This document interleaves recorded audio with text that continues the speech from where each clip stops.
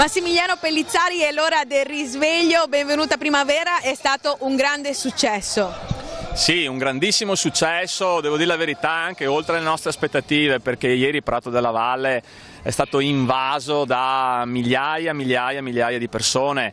C'erano tra l'altro anche degli spettacoli, quindi abbiamo visto, e per noi è stata una grande gioia, diciamo i bambini con i genitori ballare qui sul palco, perché tra l'altro c'è stata la scuola di danza, e poi la festa del commercio, la festa dell'artigianato, la festa del settore enogastronomico. La gente vuole manifestazioni di questo tipo, lo voglio sottolineare, a costo zero, perché non abbiamo gravato né diciamo sulle tasche della pubblica amministrazione, perché non abbiamo chiesto un euro di contributo, ma nemmeno su quella degli operatori, perché per noi è importante far sì, come prima accennava il sindaco, che a Padova appunto possa venire gente, possa venire flusso anche turistico, e questo porta un indotto veramente significativo a tutta la città.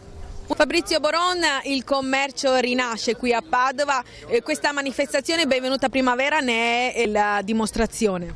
Sì, un complimento alla CC, l'Associazione Commercianti del Centro, al suo presidente Pellizzari, che hanno pensato a questa iniziativa, no? Benvenuta Primavera, un'iniziativa oltretutto di prodotti tipici locali, quindi di artigianato e commercio locale. È un'iniziativa bellissima che fa vedere Padova quanto è bella, fa conoscere questa stupenda piazza e finalmente si può dire che Padova è rinata. Era un'inondazione, era pieno di gente, c'erano migliaia di persone, era una bellissima giornata anche con la temperatura che ha dato inizio a questa bellissima manifestazione.